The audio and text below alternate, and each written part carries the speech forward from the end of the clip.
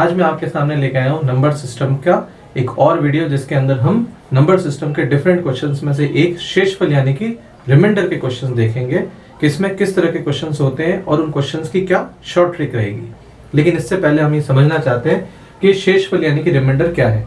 तो हमने बचपन से इस चीज को देखा है कि हम जो भाग देते हैं, जैसे कि आपको अगर कहा गया है कि 12 में 7 का भाग दीजिए, तो हम इसको कैसे करते हैं कि 12 में 7 का भाग देना है तो 7 एका 7, तो 1 हम यहाँ लिखा करते थे, 7 यहाँ आता था और जब 12 में से 7 घटाते थे तो 5। चूंकि अब 5 में 7 का भाग नहीं जाता तो ये जो भाग हमें दिया गया था वो यहीं पूर्ण हो जाता। तो यहाँ 4 अलग अलग चीजें जो हमें देखनी है। पहला ये 7, दूसरा ये 12, तीसरा ये 1 और चौथी चीज है ये 5। तो किसे हम क्या क्या कहते हैं उसे हमें इसे समझना है। तो सबसे पहली बात करते हैं इस 12 को। इस 12 को क्या कहा जाता है? इस 12 को कहा जाता है भाज्य यानी कि डिविडेंड।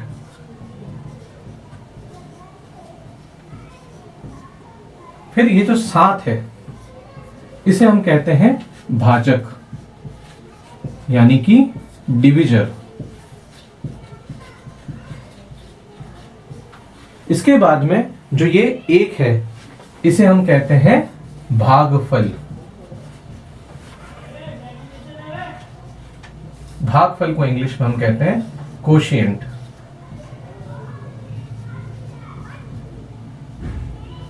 और आखिर में जो ये 5 बचा इसे हम कहते हैं शेषफल यानी कि रिमाइंडर।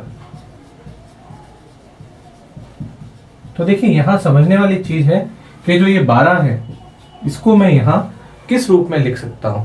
इसको मैं लिख सकता हूं 7 गुणा 1 प्लस 5, क्योंकि इस तरह से ही 12 का जो है वो फॉर्मेशन होगा। तो इससे हमारा ये एक फार्मूला बन जाता है। वो फार्मूला क्या बन जाता है कि भाज्य जो कि बराबर होगा किसके? भाजक गुणा भागफल प्लस शेषफल के। देखिए कई बार इस तरह का जो ये फार्मूला जो बना है इस पे भी कई तरह के क्वेश्चंस क्रिएट होते हैं। तो हमें बेसिक चीज समझनी है कि भाज्य क्या होता है। वो होता है भाजक इंटू भागफल प्लस शेषफल। अगर मैं इंग्लिश में बात करूं तो dividend equal to divisor multiply by quotient plus remainder. तो आज मैं इस वीडियो में आप लोगों को रिमाइंडर के ऊपर आने वाले क्वेश्चंस के बारे में बताऊंगा। तो अब हम इसके क्वेश्चंस ले रहे हैं। तो सबसे पहले मैं एक क्वेश्चन ले रहा हूं जहां 73 multiply by 79 multiply by 81 divided by 11। ये क्वेश्चन हमें दिया गया है कि 73 इंटू 79 इंटू 81 इसका जो गुणन आएगा, इस गुणे को जब आप 11 से डिवाइड करेंगे तो क्या शेषफल आता है, ये क्वेश्चन आपसे पूछा गया है। अगर मैं इस क्वेश्चन में मैं इस पूरे को गुणा करूं फिर उसे 11 से डिवाइड करूं तो ये अपने आप में एक बहुत बड़ा प्रोसेस हो जाता है। तो देखिए इसकी शॉर्ट ट्रिक क्या है। इसकी शॉर्ट ट्रिक है कि आपको बहुत सिंपल सा वे है कि आप हर जो संख्या आपको दे रखी है आप सीधे 11 से उन्हें डिवाइड कीजिए। तो देखिए सबसे पहले जब आप 73 यानी कि 73 को 11 से डिवाइड करेंगे तो 11 छके 66 यानी कि 11 6 जा 66। तो रिमाइंडर जो बचता है इस केस में बचेगा 7। फिर आप 79 की बात करें तो देखिए 79 में जब आप 11 से भाग देंगे तो 11 इंटू 7 77 यानी कि 11 7 जा 72। तो रिमाइंडर कितना बचा? 2। और उसके बाद में जब आप 81 की बात करें तो इत्तेफाकन यही 77 वापस आएगा, 11 77 और आपका रिमाइंडर बचा 4। तो जो आपका रिमाइंडर बचा सिर्फ और सिर्फ आपको उस रिमाइंडर को देखना है। और जब आप इस रिमाइंडर की बात करें तो 7 इंटू 2 इंटू 4 यानी कि 7 दूनी 14, 14 इंटू 4 यानी कि 14 4 जा 56 या 14 चौके 56। तो 56 को जब आप 11 से डिवाइड करेंगे तो 55 और आपका शेषफल आता है 1। तो आपका आंसर हो गया 1।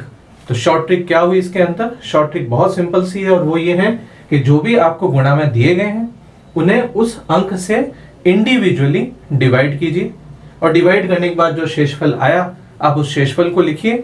अब ये शेषफल के बाद में इनके बीच में अगर गुणे का निशान है तो जो शेषफल है उनका गुणा किया जाएगा और गुणा के बाद उसे वापस उस अंक से हम डिवाइड करेंगे। अगर बीच में प्लस का निशान है तो हम जोड़ लेंगे, माइनस का निशान है तो हम घटा लेंगे। और उसके बाद में हम उस हिसाब से रिमाइंडर निकाल लेंगे।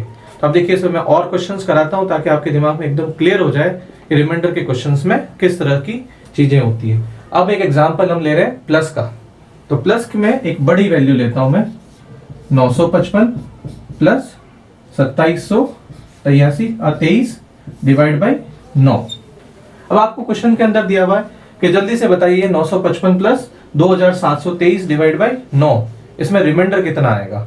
तो देखिए एक तो तरीका ये कि हम इन दोनों को जोड़ें और जोड़ने के बाद में जो आए संख्या उस संख्या में 9 से भाग दे और फिर हम देखें कि फाइनली कितना रिमाइंडर आ रहा है।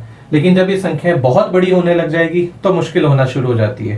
तो इसके लिए हमारे पास ये शॉर्ट ट्रिक है। शॉर्ट ट्रिक क्या है, हम ये जानते हैं कि 955 डिवाइड बाई 9 इसको मैं अलग लिख सकता हूँ और 2723 को मैं अलग लिख सकता हूँ। तो देखिए जल्दी से हम इसको फटाफट देखते हैं। अगर मैं इसको इसमें डिवाइड करूं तो रिमाइंडर क्या आएगा, 1 6, तो रिमाइंडर आएगा 1। तो 1 हो गया आपका रिमाइंडर। अगर मैं इससे यहां डिवाइड करूं तो देखिए क्या आएगा, 9 3 27, फिर 0, 9 2 18, 5, यानी कि रिमाइंडर बना 5। तो 5 और 1 6, तो फाइनली आपका आंसर हो गया 6। तो रिमाइंडर कितना हुआ, 6 हुआ। तो देखिए आप, हमने फटाफट इसको, अभी संख्या कितनी भी बड़ी हो लेकिन हमें फटाफट इसको इससे डिवाइड करके देख लेना है। अब इसमें एक और क्वेश्चन मैं लेता हूं, यहां मैं माइनस का क्वेश्चन ले रहा हूं और इसके अंदर मैं आपको एक और इंटरेस्टिंग चीज बताऊंगा एक्स्ट्रा में। वो क्या है, देखिए मैंने एक बड़ी संख्या ली जिसको डिवाइड करना है 4 से। तो अब देखिए इसके अंदर भी यही तरीका जो मैंने आपको बताया ये भी किया जा सकता है। लेकिन अब ऐसे क्वेश्चन में कभी कभी कई बार ऐसी किस्मत होती है हमारी, जैसे कि 4 आ गया इसके अंदर। तो देखिए मेरे डिविजिबिलिटी वाले अगर आप वीडियो को आपने देखा होगा तो मैंने आपको वहां एक रूल बताया था कि 4 से जब डिवाइड करना हो तो हम बेसिकली क्या करते हैं कि पूरी संख्या को डिवाइड करने की जरूरत नहीं है। आप आखिरी 2 संख्याएं पकड़ें और उन आखिरी 2 संख्या को 4 से डिवाइड करके देखें। अगर वो आखिरी 2 संख्याएं 4 से डिवाइड हो रही है तो इसका मतलब पूरी संख्या 4 से डिवाइडेड है। तो इस केस में अगर हम देखें तो देखिए 87 जो है, अगर मैं देखूं तो 84 जो होता है यानी कि 84 जो होता है वो 4 से पूरी तरह से विभाजित होता है, क्योंकि 21 चौके 84 होता है। तो इस केस में अगर हम देखें तो यहां अगर 4 होता तो ये पूरा का पूरा जो संख्या है वो 4 से विभाजित होती, लेकिन यह 4 की जगह 7 है। तो यहां मुझे एक शॉर्ट ट्रिक दिमाग में रखनी है। ये शॉर्ट ट्रिक नहीं है, अगर मैं इसको दूसरी भाषा में कहूं तो एक स्मार्ट ट्रिक है। स्मार्ट ट्रिक कैसे है कि डिफरेंट टॉपिक्स जो है, जैसे यहाँ डिविजिबिलिटी वाला यानी विभाजित वाला जो टॉपिक है उसका इस्तेमाल मैंने अपने दिमाग में किया और उस सोच को मैंने इस क्वेश्चन में अप्लाई किया और ये क्वेश्चन मेरे बहुत जल्दी कैसे हो जाएगा कि अब मैं यहां से देख सकता हूं कि इसमें रिमाइंडर आएगा 3। क्यों आएगा 3?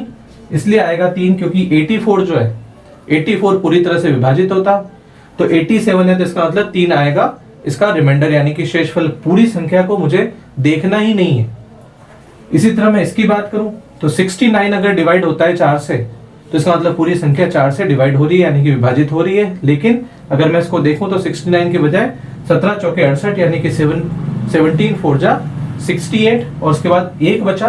तो देखिए 1 शेषफल, तो 1 शेषफल की अगर हम बात करें तो क्या हो जाएगा, 3 में से 1 गया 2, तो 2 हमारा हो गया शेषफल। तो देखिए ऐसा कोई केस हो जैसे कि 4 है, 4 में हमारे पास डिविजिबिलिटी का रूल था, विभाजिता का रूल, जिसमें आखिरी 2 संख्याओं का डिवीजन 4 से होता है तो हम उस संख्या को विभाजित मानते हैं। तो वो इस्तेमाल हमने यहाँ किया। ये हर एक में होना संभव नहीं है। जैसे कि इस 9 की बात करें तो ये संभव नहीं था, 11 की बात करें तो संभव नहीं था। अगर हम उसे संभव करते भी तो वो उल्टा लॉन्ग प्रोसेस हो जाता, जिसके अंदर हम क्या करेंगे, अपनी स्मार्टनेस से उस क्वेश्चन को टैकल करेंगे पूरे क्वेश्चन को सॉल्व करने की बजाय। जैसे कि आप देखें, अगर मैंने क्वेश्चन के अंदर दे रखा है 8643,284 और उसमें जोड़ा जा रहा है मान लो इस संख्या को, और आपको कहा गया कि ये जब 5 से डिवाइड होगा तो क्या शेषफल आएगा। तो यहां आपको ध्यान रखना है कि 5 अंक जो है इस केस में हमारे पास एक बहुत कॉमन सेंस आएगी, वो ये आएगी कि जब हम इन दोनों को जोड़ेंगे तो दिखती बात है कि 4 में जब 1 जुड़ेगा यानी इकाई की संख्या जब 4 में 1 जुड़ेगा तो 5 आएगा। तो दिखती बात है कि इस पूरी संख्या का इकाई का अंक जो है वो 5 होगा, और अगर इकाई का अंक 5 हुआ तो वो 5 से तो 100% है कि वो भाज्य होगा। तो इसका मतलब इस केस में सोचने की भी जरूरत नहीं है और आपका शेषफल है 0। और अगर मैं इस क्वेश्चन में माइनर चेंजेस कर दूं, जैसे कि अगर मैं इसको 3 कर दूं तो अब सोचने की वाली बात है कि 4 और 3 7 होंगे, तो 7 होंगे तो चाहे अब वो 7 है, अगली संख्या कोई भी हो, यानी कि अब 7 होते हो क्या क्या हो सकता है, 07, 17 हो सकता है, 27 हो सकता है, 37 हो सकता है, कुछ भी हो, लेकिन चूंकि हम 5 से डिवाइड कर रहे हैं तो दिखती बात है कि शेषफल जो है वो 2 ही आएगा। तो देखिए ये एक स्मार्ट अप्रोच होती है जो कॉम्पिटिटिव एग्जाम में बहुत जरूरी है। तो देखिए हम बेसिक ट्रिक्स तो सीखते हैं, लेकिन उन ट्रिक्स को, सभी ट्रिक्स को शामिल करते हुए हमें इस चीज को देखना है कि कई बार किसी क्वेश्चन को किसी एक ट्रिक के साथ साथ किसी दूसरी ट्रिक को जोड़ के करा जाए तो कई बार वो बहुत जल्दी खत्म हो जाता है, तो ये भी हमें हमेशा ध्यान रखना है। अब हम इसमें और क्वेश्चंस लेते हैं जो थोड़े से टिपिकल रहेंगे और उनमें क्या होता है उसे हम देखना है, क्योंकि जोड़ और घटाने वाले क्वेश्चंस की तुलना में घात वाले क्वेश्चन इसमें ज्यादा आते हैं। तो घात वाले क्वेश्चंस में क्या करना है उसे हमें देखना है। तो मैं पहला ही एक थोड़ा सा टिपिकल एग्जांपल लेता हूं जिसको सॉल्व करने पे आपको पूरी चीज समझ में आ जाएगी।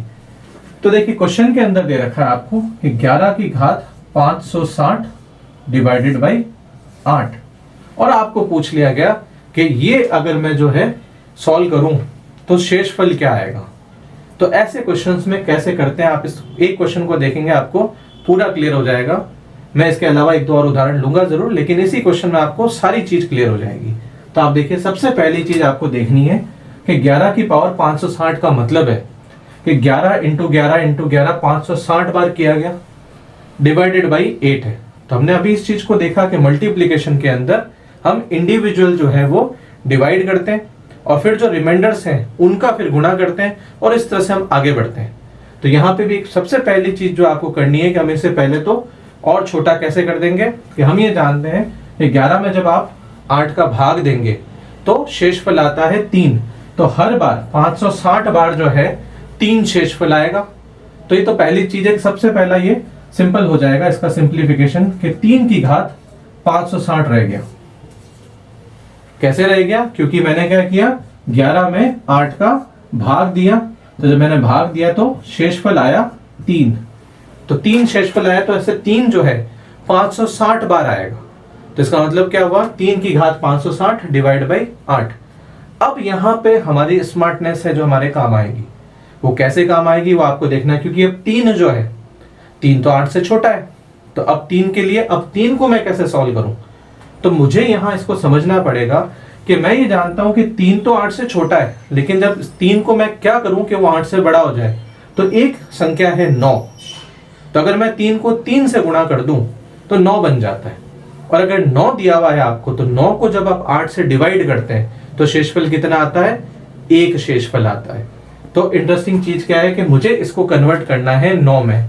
अब ये जरूरी नहीं है कि कई बार स्क्वायर करने से हो, कई बार पावर 3 पावर 4 करने से, पावर 5 पावर 6, ये सारी चीजें क्वेश्चन पे डिपेंड करती हैं और हमारी स्मार्टनेस पे डिपेंड करती है कि हमने उस क्वेश्चन की सोच को कैसे पकड़ लिया है। तो यहाँ पे इस चीज को देखिए कि अगर मैं 3 की घात 560 है, इसको मैं 3 के स्क्वायर के रूप में लिखना चाहता हूं जो कि 9 होता है, तो मैं कैसे लिख सकता हूं। तो देखिए अगर मैं इसको ऐसे लिखूं, क्योंकि 280 इंटू 2 जो होता है वो 560 होता है, तो मैं 3 की घात 560 को 3 का स्क्वायर की घात 280 भी लिख सकता हूं डिवाइडेड बाई 8। और बहुत सिंपल सी चीज है कि 3 का स्क्वायर होता है 9, तो इसका मतलब क्या हुआ कि 9 की घात 280 डिवाइडेड बाई 8 हो गया है शेषफल का हमारा जो सिंप्लीफिकेशन चल रहा है। और अब अगर आप इसको देखें तो इसका मतलब क्या हुआ कि 280 बार 9 है, और हर 9 को जब आप 8 से डिवाइड करेंगे तो शेषफल कितना आएगा, 1 शेषफल आएगा। तो जब 1 शेषफल आएगा, अब 1 की घात अगर 280 हो, चाहे 290 हो, चाहे 3000 हो, चाहे 10,000 हो, 1 की घात कुछ भी हो, आखिर आंसर आता है 1। तो इसका फाइनल आंसर हमारा हो गया कि शेषफल बचेगा 1। तो देखिए आपको यहां एक चीज समझ में आई कि कितना बड़ा क्वेश्चन था, लेकिन हम उसे सिंप्लीफाई करते करते किस तरह से और कहां ले गए। तो हमें इस चीज को समझना है कि हमें कुछ इस तरह से उसको फॉर्म करना है कि वो हमारे जो भी अंक दिया हुआ है उसके नजदीक कहीं पहुंच जाए और बहुत एक सिंप्लीफिकेशन हो जाए। अब कैसे और क्वेश्चंस होंगे उसमें मैं आपको देख के बताता हूं। देखिए अब एक क्वेश्चन हम और लेते हैं, इसी तरह का एक वाला ही क्वेश्चन जो है मैं ले रहा हूं। जैसे कि 86 की घात 109 डिवाइडेड बाई 17।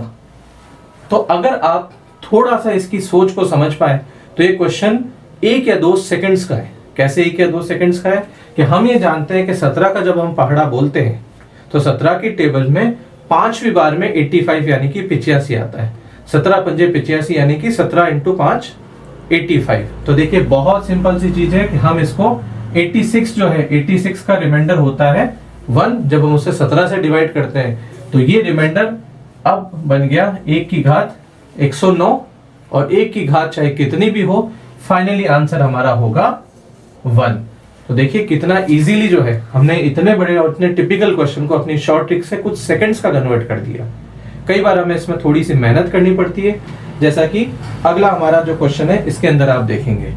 अब इस क्वेश्चन में क्या होगा देखिए, आपको क्वेश्चन के अंदर दे रखा है 2 की पावर 127 डिवाइडेड बाई 63। अब ये तो अपने आप में अजीब सा ही क्वेश्चन है कि कहां 2 है और कहां 63 है यानी कि 63 है। लेकिन अगर आप अपने अंक की जो सोच है, अंक की जो ज्ञान है आपका, यानी नंबर सिस्टम की आपकी जो नॉलेज है, अगर आप उसको थोड़ा सा ध्यान से समझें तो हम ये जानते हैं कि 2 जो होता है, अगर मैं 2 को 2 इंटू 2 4 8 16 32 और 64। तो देखिए इंटरेस्टिंगली 3 और 3 6 यानी कि 2 की घात 6 की बात करूं तो 2 की घात 6 क्या होता है 64 होता है यानी कि 64 होता है और हमें डिवाइड करना है 63 से। तो आप देखिए एकदम आपकी समझ में आ जाएगा कि यहाँ हमारा फिर शेषफल जो है वो 1 की तरफ जा रहा है। लेकिन क्या वो सच में इस क्वेश्चन में 1 होगा वो हमें देखना है, क्योंकि हमें से 2 की घात 6 के रूप में बनाना है।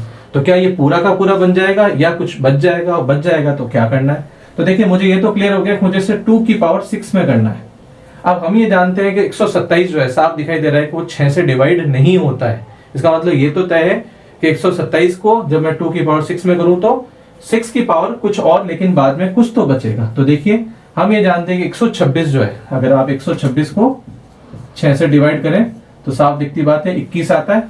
तो इसका मतलब क्या हुआ, मैं ये लिख सकता हूं, लेकिन अभी भी 1 2 बच गया है। वो कौन सा 2 है, 2 की घात 127 में जो 127वां 2 है वो तो अभी भी बच गया है, तो मुझे तो उसको अलग से लिखना ही पड़ेगा।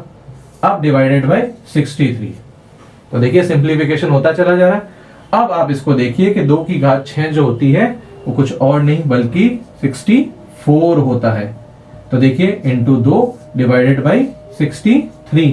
तो बहुत सिंपल सी चीज आपको साफ दिखाई दे रही है कि जब आप 64 को 63 से डिवाइड करेंगे तो 1 की घात आया 21। अब 1 की घात कितनी भी हो आखिर वो 1 ही आना है और बाकी बचा है हमारा 2। तो शेषफल हो जाएगा इस केस में 2। तो आपको देखिए एकदम से समझ में आया कि कितना ही टिपिकल क्वेश्चन हो आपको उसे कन्वर्ट करना है किसी नजदीकी वैल्यू में, जो कि उसकी पावर में कहीं ना कहीं एडजस्ट हो, और उसके बाद हमें पावर को कुछ इस तरह से लिखना है कि वो हमारे 1 या नजदीकी शेषफल के बराबर आ जाए। अब एक क्वेश्चन और लेता हूं जहां एक और इंटरेस्टिंग कंसेप्ट आपको समझ में आएगा। वो कंसेप्ट क्या है, वो कंसेप्ट ये है कि अब तक हमने इस चीज को देखा कि शेषफल जो है, हम बचपन से जानते हैं कि शेषफल तो हमेशा धनात्मक होता है।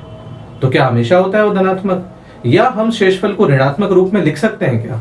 तो देखिए वही हमारा ओरिजिनल उदाहरण हम वापस देखते हैं, जो मैंने आपको बताया कि 12 में 7 का भाग देना है। तो हमने बचपन से इस चीज को देखा कि भाई 1 7 1 7 और 5 बच गया, कुछ गलत नहीं है। लेकिन क्या एक और अप्रोच भी होती है, बिल्कुल हो सकती है।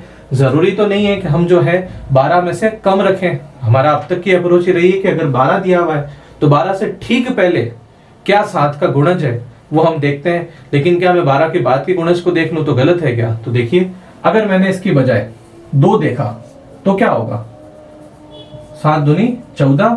अब इस केस में क्या होगा, आपका शेषफल आया -2। तो देखिए एक अप्रोच ये भी बनती है। ये अप्रोच क्या बनी, इस अप्रोच में शेषफल जो है वो ऋणात्मक चला गया। तो इसका मतलब क्या हुआ कि जब मैं 12 को 7 से डिवाइड करूं तो उस केस में बेसिकली क्या चीज होगी कि शेषफल जो है वो 5 भी बचेगा, लेकिन 5 के अलावा अगर मैं उसे -2 कहता हूं तो भी गलत नहीं है। तो आप ध्यान से देखें, 5 कहूं चाहे -2 कहूं वो गलत नहीं है। और आप ध्यान से देखें तो अगर मैं इन दोनों को एल्जेब्रिकली यानी कि बीजगणित इसकी जोड़ करूं, यानी कि मैं प्लस और माइनस के निशान को नहीं देखते हुए, इग्नोर करते हुए अगर मैं इन दोनों को जोड़ूं तो 5 और 2 7 होता है। इसका मतलब क्या हुआ, शेषफल जो है वो जो भी बचता है तो वो धनात्मक भी हो सकता है और वो ऋणात्मक भी हो सकता है। बस इतनी सी बात है कि धनात्मक और ऋणात्मक दोनों शेषफल का जो जोड़ होती है एल्जेब्रिकली वो उस अंक के बराबर होती है। तो इस अप्रोच का भी इस्तेमाल किया जाता है ऐसे क्वेश्चंस में। कैसे करते हैं, वही 17 वाला एग्जाम्पल में आपको वापस जो है वो बताता हूं। तो देखिए, इस ऋणात्मक शेषफल का जो है इस्तेमाल करते हुए भी कई बार क्वेश्चन एकदम सिंप्लीफाई हो जाते हैं, जैसे कि वो 17 वाला जो हमने एक एग्जाम्पल लिया था, मैं उसी को वापस लेता हूं। इस बार मैं 86 की बजाय 84 यानी कि 84 लिख देता हूं। अब अगर आपको क्वेश्चन में दिया हुआ है कि 84 की घात 111 डिवाइड बाई 17, तो ऐसे क्वेश्चन में आप क्या होगा, अब हम ये जानते हैं कि 17 पंजे 85 यानी कि 17 5 जाए 85 होता है, लेकिन इस केस में इस बार 86 की बजाय 84 दिया हुआ है। तो इंटरेस्टिंग चीज क्या होगी, अब यहाँ वो ऋणात्मक शेषफल हमारे काम आएगा, क्योंकि हम इस चीज में ये जानते हैं कि ऋणात्मक शेषफल जो है वो इस केस में होगा, क्या होगा, -1, और -1 की घात 111 आपको दे रखी है। तो यहाँ आपको ये समझना होगा, जो हम ये जानते हैं कि माइनस जो होता है, अगर ये यहाँ पे सम संख्या होती है तो माइनस इंटू माइनस यानी कि ऋणात्मक इंटू ऋणात्मक का मान एक धनात्मक संख्या आती है। लेकिन अगर यहाँ एक विषम संख्या होती है तो ऋणात्मक का जो गुणा होगा वो आखिर में वापस ऋणात्मक आएगा। तो ये चीज हमें समझ में आ रही है कि -1 की घात 111 का फाइनल मान होता है -1। तो इसका मतलब क्या हुआ कि इस पूरे क्वेश्चन का यानी कि 84 की घात 111 यानी 84 की जो घात है वो 111 को 17 से डिवाइड किया जाए तो शेषफल आता है -1। लेकिन जनरली ऑप्शन के अंदर माइनस में आंसर नहीं होता। तो मैंने आपको अभी बताया कि ऋणात्मक शेषफल और धनात्मक शेषफल के बीच में आपस में क्या रिलेशन है कि उन दोनों की जोड़ जो है वो इसके बराबर होगी। तो अगर मैं -1 शेषफल कहूं या 17 में से 1 गया 16 शेषफल कहूं, दोनों एक ही बात है। तो इस केस में हमने एकदम तुरंत से पता लगा लिया कि 84 की घात 111 को 17 से डिवाइड करने पे आपका शेषफल बचता है 16। तो देखिए, इस वीडियो में हमने जो शॉर्ट ट्रिक देखी, शेषफल में एक ही शॉर्ट ट्रिक है, और वो एक शॉर्ट ट्रिक क्या है कि अगर सिंपल संख्याएं दे रखी है जिनके बीच में गुणा है या उनका जोड़ हो रही है, उनका या माइनस हो रहा है, तो नीचे दिया हुआ जो अंक है उस अंक को, उस सारी संख्याओं को उस अंक से इंडिविजुअली आप विभाजित कीजिए, और जो शेषफल आएगा फिर उस शेषफल को वापस गुणा है तो गुणा, जोड़ है तो जोड़, और माइनस है तो माइनस करके, और आप सिंप्लीफाई करते करते फिर आप अंक से डिवाइड करें, और इस तरह से बहुत जल्दी आपको शेषफल मिल जाता है। लेकिन जब पावर होती है तो यहाँ हमारी स्मार्टनेस बहुत जरूरी है, क्योंकि हमें उस पावर को इस तरह से इस्तेमाल करना है कि जो संख्या दे रखी है और जिससे उसका डिवीजन हो रहा है तो उसके बीच में हमें 1, 2 या इस तरह की पावर मिल जाए, जैसे कि हमने पिछले क्वेश्चन में भी देखा। तो हमारा क्वेश्चन बहुत जल्दी हो जाता है। कंपटीशन एग्जाम में बहुत कॉम्प्लिकेटेड क्वेश्चंस नहीं आते, तो आप थोड़ा सा स्मार्टली करेंगे तो ये क्वेश्चन बहुत जल्दी और कुछ सेकंड्स के अंदर सॉल्व होने वाले हैं। तो देखिए, इस वीडियो में हमने इस शेषफल यानी कि रिमाइंडर के क्वेश्चंस के विभिन्न प्रकार को देखा और उन्हें हम कैसे शॉर्ट ट्रिक में खत्म कर सकते हैं, ये हमने देखा। Thank you students.